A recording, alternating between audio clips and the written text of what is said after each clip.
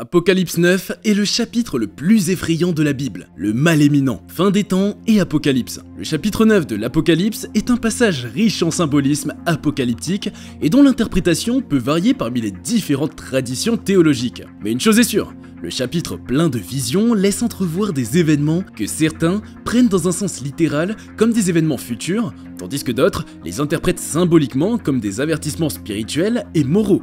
À cet effet, nous allons essayer d'explorer dans cette vidéo les grands axes du chapitre 9 du livre de l'Apocalypse. Mais avant de commencer, les détails de cette vidéo peuvent vous sembler n'être accessibles ou destinés à une communauté religieuse en particulier. Mais ce n'est pas le cas. Faisons-nous ensemble une idée de l'Apocalypse 9. L'étoile tombée. Au verset 1 du chapitre 9 du livre de l'Apocalypse, on peut lire « Et je vis une étoile qui était tombée du ciel sur la terre. L'étoile reçut la clé du puits de l'abîme. » Ce passage évoque une étoile tombée du ciel, à considérer dans un sens symbolique plutôt que littéral bien sûr, qui se voit attribuer une clé pour ouvrir l'abîme. Mais c'est qui ou quoi cette étoile? En fait, l'utilisation symbolique du terme « étoile » dans l'Apocalypse renvoie aux êtres angéliques. Plusieurs mentions dans les versets précédents et suivant ce passage, comme l'utilisation du pronom « il » pour désigner l'étoile, suggèrent que celle-ci n'est pas un astre céleste, mais plutôt une créature, un ange déchu, potentiellement Satan. En plus, à cet ange tombé du ciel, une clé a été donnée. Et malgré l'apparente imprudence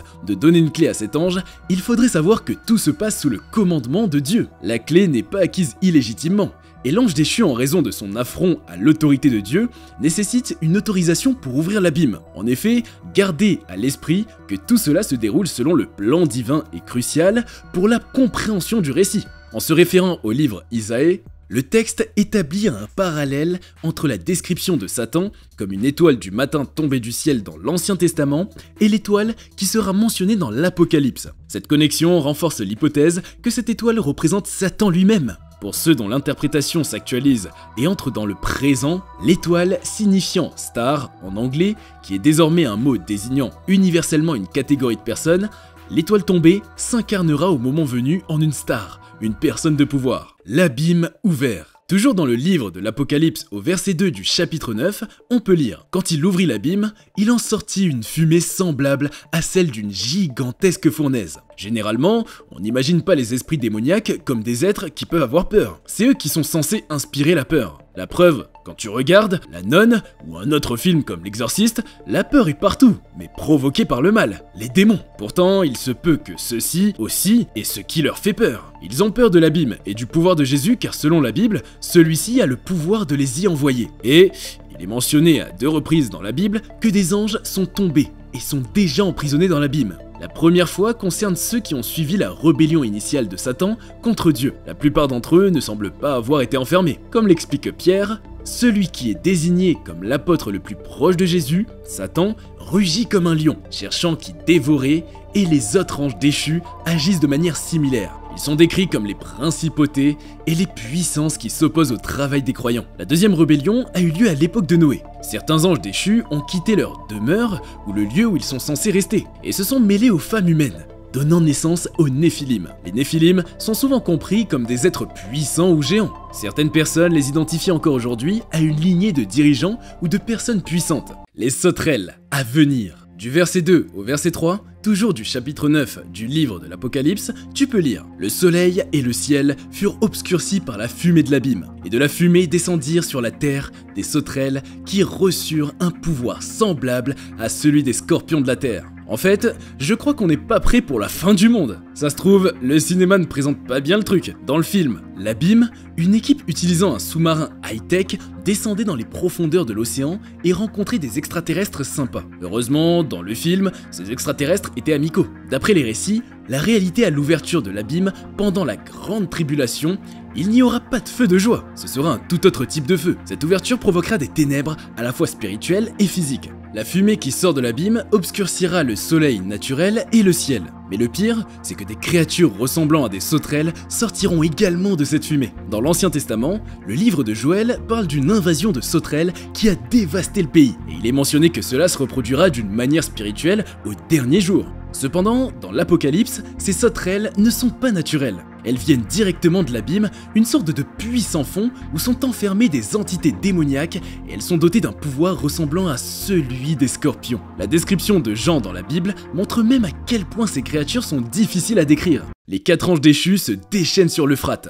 Le 6e ange sonna de la trompette, et j'entendis une voix venant des 4 cornes de l'autel d'or qui est devant Dieu, disant au 6e ange qui avait la trompette: « Libère les 4 anges qui sont liés sur le grand fleuve d'Euphrate. » Et les 4 anges qui étaient prêts pour l'heure, le jour, le mois et l'année furent libérés afin de tuer le tiers des hommes. Apocalypse 9.13-15.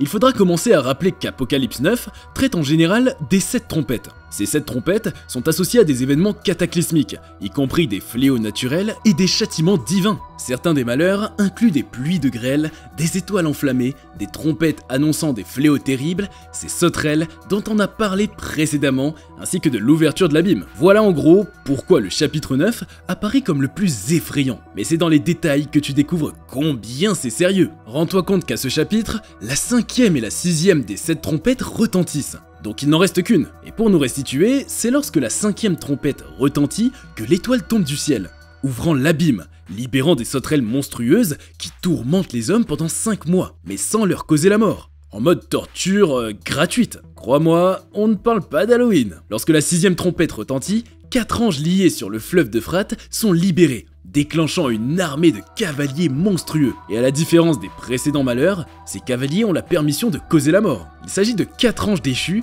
qui étaient attachés au fleuve Euphrate. On ne sait pas qui sont ces anges en particulier, mais le fait qu'ils aient été liés pendant une période spécifique, jusqu'à une année, un mois, un jour et même une heure, devrait susciter une grande inquiétude dans le monde. L'Apocalypse mentionne que l'Euphrate se tarira pour permettre au roi de l'Orient de se rendre à Armageddon, lieu de la dernière bataille pendant le jugement dernier. Et c'est pas pour te faire peur, mais actuellement l'Euphrate est en train de s'assécher. Qu'est-ce que ça veut dire? Les 4 anges déchus, il se pourrait qu'ils aient des alliés pour les aider dans leur mission de tuerie. D'après l'Apocalypse, ils sont destinés à faire la peau à un tiers de la population mondiale. La réaction des hommes, et l'autre partie de l'humanité qui n'a pas été tuée, les 2 tiers restants. On peut s'imaginer que le reste de la population qui a vu la destruction passer, emporter des milliers de personnes, ce reste s'est décidé à se mettre sur le droit chemin. On peut penser qu'ils ont appelé à l'aide de Dieu, se sont agenouillés et ont supplié pour la grâce et le salut, n'est-ce pas? Eh bien, pas du tout. Étonnamment, ils n'ont pas choisi de se repentir. Comme Pharaon, il y a quelque temps, confrontés à un jugement sévère, ils ont plutôt décidé de rester fermes et de continuer dans leur voie de la rébellion. Cette partie, principalement les versets 20 et 21 de l'Apocalypse 9, apparaît comme la plus triste. Ils n'ont pas cessé d'adorer les démons. Ils ne se sont pas repentis de leur meurtre. Ils ne se sont pas repentis de leurs arts magiques. Ils ne se sont pas repentis de leur immoralité sexuelle. Ils ne se sont pas repentis de leur vol. Aujourd'hui encore, nous voyons les choses échapper à tout contrôle. La vie humaine n'est plus sacrée. On a des dirigeants mondiaux qui souhaitent le dépeuplement de la planète, et l'homme essaie à tout prix de devenir Dieu. La fin de l'Apocalypse 9 énonce que même en face des jugements divins et simplement des lois établies, certains hommes ne cesseront de perpétrer le mal alors qu'il faut se repentir. Et nous arrivons ainsi à la fin de cette vidéo. J'espère que tu l'auras apprécié. Je t'invite en effet à laisser un petit like et si possible un petit commentaire.